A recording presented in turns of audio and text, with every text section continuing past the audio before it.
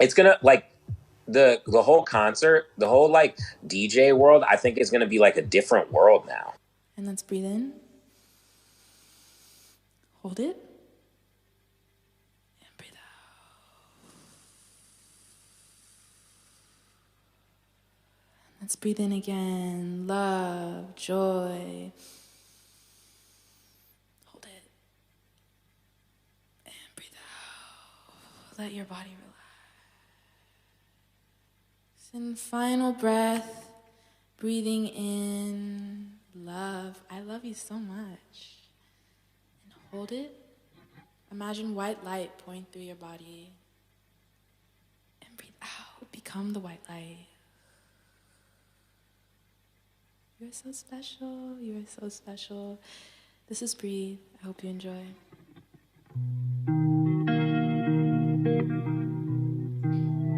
Prisons have never really succeeded in reforming those whose lives these institutions have claimed.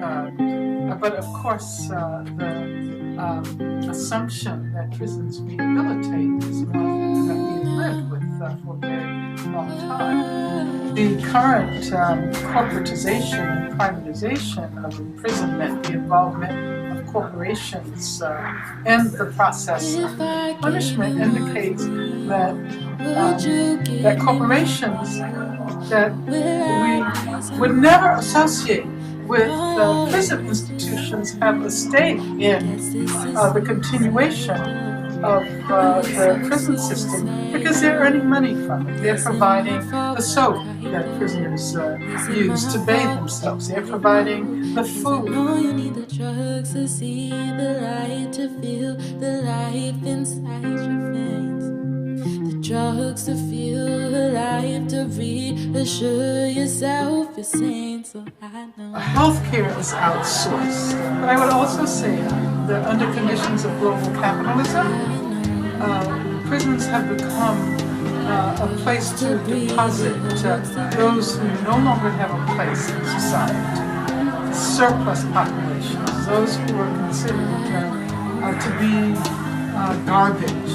And so that's why all over the world, not only in the U.S., but all over the world, we see people of color, people from the southern region, people from the global south in prison. In Europe, you see people from the global south.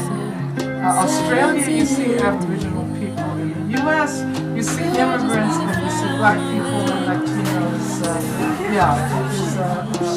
Punishment has become racialized. The last two books I wrote, small, short books, revolve around the theme of imprisonment, both within the U.S., but also imprisonment as a global phenomenon, its connection with global capitalism, its connection with the so-called war on terror. I'm concerned about the fact that under the Bush administration, the prison became one of the main signs of U.S. involvement in the world.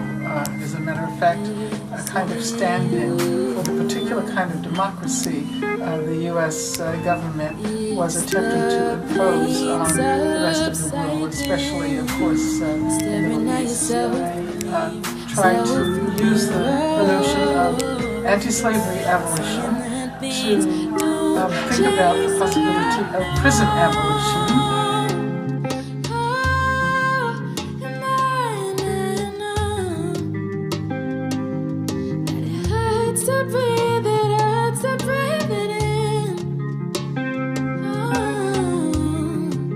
And I specifically took W.E.B. Du Bois's notion of an abolition democracy in order to indicate that what we really need to do to address the horrendous imprisonment bans, more than 2.3 million people behind bars, 1 in 100 adults prison and the schedule. What we really need to do is to create the kinds of institutions that address the problems that the prison attempts to solve, but cannot solve, because we're talking about a range of social problems. I and many others have embraced the idea that it is possible to abolish prisons.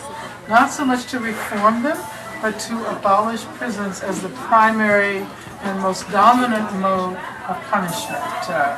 And that would entail not so much tearing down all the institutions now, which might not be a bad idea, but it would entail creating those institutions that would render the prison superfluous. And so if we had better schools, if we had better health care, if we had conditions of life for people that would give people some hope. So many of the people who are in prison are there because they've had no hope, they've had no future. And so the idea is to create a new society. Perhaps this is what Obama means when he talks about change. At least this is the kind of change that I would like to see happen. So it would no longer be necessary to hold huge numbers of people, black people especially, behind bars. So we're going to end now. I think that's it, guys. The show, it's been an hour. It was a good time. And that's it.